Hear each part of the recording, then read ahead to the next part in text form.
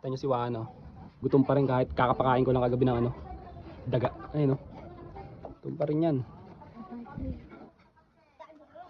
Gusto pa rin kumain yan. Ito mga to, mga tatanong kasi, ano lang to? Isdang sapa. Binili ko lang din sa bata, kasabay na ito yung mga hito. Medyo madumi pa eh, mamaya lilinisan ko. Pakita ko sa inyo. Oo, kakatch natin yung fishy mamaya, wait lang. Bago pala natin siya linisan, papakainin ko muna. Kasi baka kakagatin ako niyang panigurado eh. Meron siya ditong reserve na feeders. Kasi pag nilagay ko kagad yung kamay ko dyan, panigurado, kakagatin niya. Kaya, pakainin muna natin siya.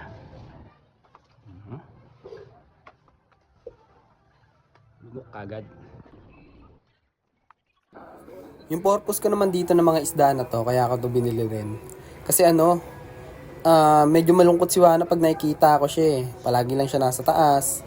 Eh ito, medyo nakakalaro-laro niya, hinahabol-habol niya minsan. Eh hindi niya naman mauubos kagad yan eh. Bali parang nakakapag-exercise din siya kagad, ganun. Tapos yung purpose din nun talaga, para kainin yung ipot niya. Tapos pag wala siyang makain, pwede niya rin kainin yung mga isda na yan. Ayun lang.